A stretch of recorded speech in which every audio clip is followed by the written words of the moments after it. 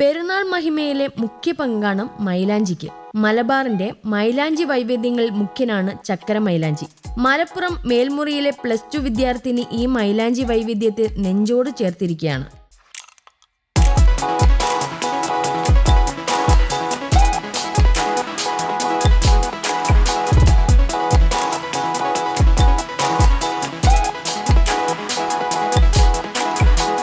തന്റെ ഇത്താത്തമാരിൽ നിന്നും ഉമ്മമാരിൽ നിന്നും പഠിച്ച ഈ ചക്കര മൈലാഞ്ചി ഉണ്ടാക്കാനായി മൈലാഞ്ചി ഇലയുടെ ആവശ്യകതയില്ല എന്നതാണ് മുഖ്യം.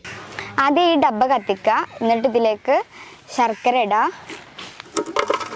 അടുത്തത് ജീരകം, പഞ്ചസാര, ഇനി ചായപ്പൊടി. ഈ ഒരു പാത്രം വെച്ച് കൊടുക്കാം. അത് കഴിഞ്ഞിട്ട് നമുക്കിത് ക്ലോസ് ചെയ്യണം. ഇത് ക്ലോസ് ചെയ്യുമ്പോൾ ഇതിലേക്ക് വെള്ളം ഒഴിച്ചിട്ട് എന്തെങ്കിലും ഒരു കനം വെക്കണം. ഞങ്ങളിപ്പോൾ കനമായിട്ട് യൂസ് ചെയ്യല് അമ്മിക്കുട്ടന്.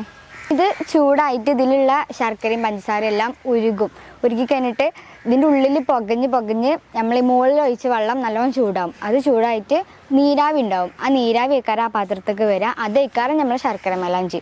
അതൊരു ലിക്വിഡ് ഫോമിലാണ് ഉണ്ടാവുക. 20 മിനിറ്റ് കഴിഞ്ഞിട്ടാണ് അങ്ങനെ ആവുക. ഇതാണ് ലിക്വിഡ്. ഇതാണ് നമുക്ക് നീരാവിയായിട്ട് കിട്ടുന്നത്.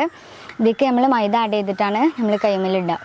ശർക്കര, പഞ്ചസാര, ചായപ്പൊടി, ജീരകം എന്നിവ ചേർത്താണ് ഈ മൈലാഞ്ചി ഉണ്ടാക്കുക. കാപ്പി കളറിൽ ലഭിക്കുന്ന വെള്ളത്തിലേക്ക് മൈദപ്പൊടി ഇട്ട് കട്ടിയാക്കിയ ശേഷം നഖങ്ങളിലും കയ്യിലും ഇടുന്നു. സാദാ മൈലാഞ്ചിയേക്കാൾ കട്ടിയായ കളറാണ് ചക്കര മൈലാഞ്ചിക്ക് ലഭിക്കുന്നത്. എൻ്റെ പേര് ഫാത്തിമ ഹുദ. ഞാൻ +1 പഠിക്കുന്നത്. ഞാനിങ്ങനെ ശർക്കര മൈലാഞ്ചിയൊക്കെ ഉണ്ടാക്കും. ഈദൊക്കെ വരുമ്പോൾ, പെരുന്നാളൊക്കെ വരുമ്പോൾ കുട്ടികളുടെ കയ്യിൽ ഇങ്ങനെ മൈലാഞ്ചിയൊക്കെ ഉണ്ടാക്കിയിട്ട് ഇട്ടുകൊടുക്കലുണ്ട്.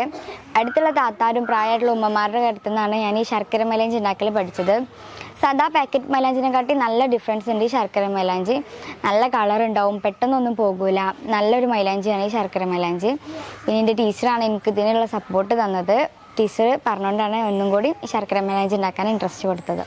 എൻ്റെ ടീച്ചർ പറയുന്ന അടിസ്ഥാനത്തിലാണ് ഞാൻ ഈ ശർക്കര മൈലാഞ്ചിൻ്റെ ലിക്വിഡ് ബോട്ടിലാക്കിയിട്ട് ഇങ്ങനൊരു സെയിലൊക്കെ തുടങ്ങിയിട്ടുള്ളത്. അടുത്തുള്ള താത്താരും എൻ്റെ ഫ്രണ്ട്സും എല്ലാവരും വാങ്ങിക്കലുണ്ട്. നല്ല അഭിപ്രായമാണ് പറയൽ. എല്ലാവരും ഇടലുണ്ട്, നന്നായിട്ട് ചോദിക്കലുണ്ട്. ആരും ഇതുവരെ നെഗറ്റീവ് ഒന്നും പറഞ്ഞിട്ടില്ല.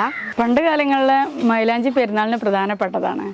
ഞങ്ങളെ കുട്ടിക്കാലത്തൊക്കെ എന്ന് പറഞ്ഞാൽ നമ്മളെ വീട്ടിലൊന്നും ഉണ്ടാവില്ല മൈലാഞ്ചി. നമ്മളുള്ളടത്ത് പോയി ഊരി കൊണ്ടുവന്ന് അരച്ചിട്ടാണ് നമ്മളെ വലിയമാരൊക്കെ നമുക്ക് ഇട്ടതല്ലേ.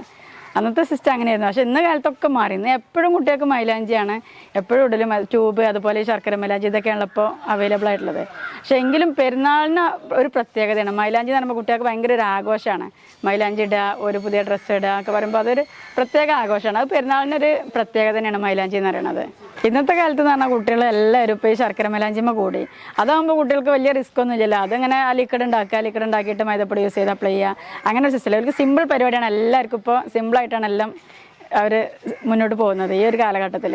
അതുകൊണ്ട് തന്നെ എല്ലാവരും ഇപ്പോൾ ശർക്കര മൈലാഞ്ചിയിലാണ് അഭയം പ്രാപിക്കുന്നത്. എല്ലാവർക്കും അതല്ല ഈസി.